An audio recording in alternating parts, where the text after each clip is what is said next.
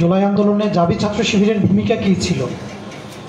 এটা একদম সংক্ষেপেই বলি, কোনো ভূমিকা না টেনে। আমরা সারা দেশে দেখেছি ছাত্র শিবিরের ভূমিকা কী ছিল। প্রশ্নের জায়গা হলো সারা দেশে তো ছিল, তো জাবিতে কী ছিল? ঢাবিতেও যে সাদেক কায়েম ভাইরা সামনের সারিতে থেকে আন্দোলন করেছে, আন্দোলন চলাকালীন সময় এবং আন্দোলন শেষ হওয়ার কাছাকাছি সময়ে কিন্তু ভাইরা নিজেরা বলে নাই যে আমরা সামনের সারিতে ছিলাম। যতক্ষণ না সমন্বয়ক আব্দুল কাদের নিজের ফেসবুক স্ট্যাটাসে বলেছে যে ভাইরা সামনের সারিতে থেকে আমাদেরকে এভাবে সহযোগিতা করেছে। ইসলামী ছাত্র শিবির জাহাঙ্গীরনগর বিশ্ববিদ্যালয়ের সকল জনশক্তি, শতভাগ জনশক্তি মাঠে সক্রিয় থেকে আন্দোলনে ছিল। এখন আপনাদের প্রশ্ন, আপনাদেরকে তো আমরা কিভাবে পেয়েছি, কোথায় কে কাজ করেছেন? আমি যদি কিছু নাম বলি তাহলে যারা আন্দোলনে ছিলেন তারা খুঁজে পাবেন। আমাদের সামনে সারিতে স্বেচ্ছাসেবক হিসেবে সাফায়েত মীর আছেন। একদম প্রথম দিন জাহাঙ্গীরনগর বিশ্ববিদ্যালয়ে যখন মিছিল হয় ব্যানার ধরে, সেই ব্যানার ধরা একটা লোক ছিল সাফায়েত মীর। 15 জুলাই দিবাগত রাতে ভিসির বাসভবনের সামনে যখন জীবন মৃত্যুর সন্ধিক্ষণে ছিল আমাদের শিক্ষার্থী ভাই বোনেরা, সেখানে আমাদের জনশক্তিরাও ছিল।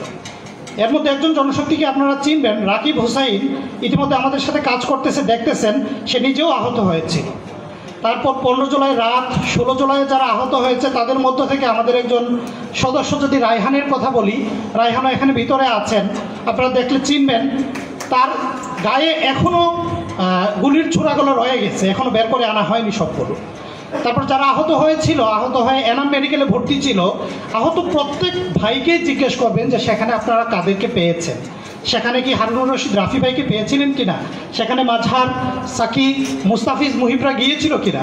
প্রতিদিন নিয়মিত ভিত্তিতে তাদের কাছে কেউ না কেউ যেতাম এবং মেডিকেল সেবা দেওয়ার সর্বোচ্চ চেষ্টাটুকু করা হয়েছে। ইসলামী ছাত্র শিবির জাহাঙ্গীরনগর বিশ্ববিদ্যালয় তখনও কাজ ভাগ করে দিয়েছিল কে কোথায় কাজ করবে। 5ই আগস্টে যখন ঢাকা অভিমুখে যাত্রা শুরু হবে তখন আমাদের মাথায় আসলো এতগুলো মানুষ যাবে, প্রতিমধ্যে কী খাবে, পানি দরকার, শুকনো খাবার দরকার, কিভাবে নিয়ে যাব।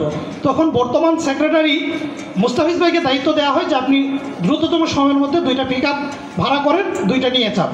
ওই 2টা পিকআপের দায়িত্বে কারা ছিল, আন্দোলনে জড়িত যারা ছিল তাদের কাছ থেকে জেনে নেবেন। ইসলামী ছাত্র শিবিরের জনশক্তিরা ছিল, অবশ্য সেখানে অন্যান্যরা এনেও খাবার দিয়েছিল।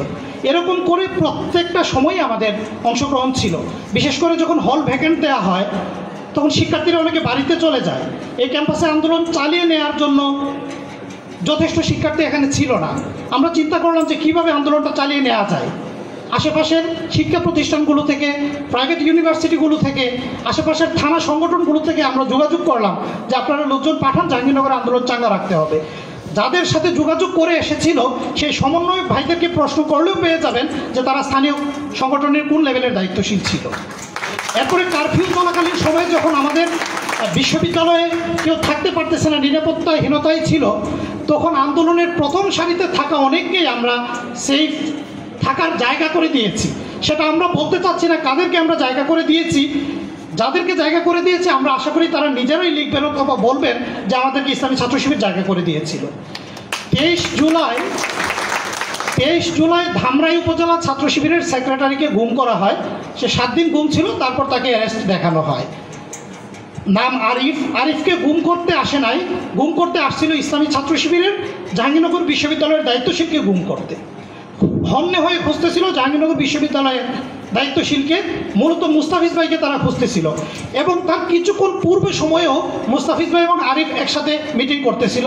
তাকে নিয়ে 7 দিন ঘুমে রেখে বারবার টর্চার করে একথাই জিজ্ঞেস করেছে যে ইসলামী ছাত্র শিবির জাহাঙ্গীরনগরের দায়িত্বশীল কারা আছে। এবং আরেকটা স্মৃতির কথা যদি আপনাদেরকে বলি, যখন হলো কোথাও কোনো প্রোগ্রাম করা যাচ্ছে না, আমরা কোথায় একত্রিত হব, তখন আমরা গোলাপগ্রামে গিয়ে একত্রিত হয়েছি, কিভাবে আন্দোলনে সহযোগিতা করা যায় সেই বিষয়গুলো নিয়ে কাজ করেছি। যারা হলো আন্দোলনের প্রথম সারিতে আছেন তাদেরকে জিজ্ঞেস করলে আপনারা সকল তথ্য পেয়ে যাবেন। ইসলামী ছাত্র শিবির সারা দেশে যেভাবে ভূমিকা রেখেছিল, জাহাঙ্গীরনগরে ভূমিকা রেখেছিল, কিন্তু ইসলামী ছাত্র শিবিরের এই অগ্রযাত্রাকে দীর্ঘ 35 বছর কাজ করতে না দেয় আমরা প্রকাশ্যে থেকে কাজ করতে পারি নাই, কিন্তু আমাদের সর্বোচ্চ শক্তি দিয়ে সে কাজগুলো করেছি। ধন্যবাদ সকলকে। ধন্যবাদ।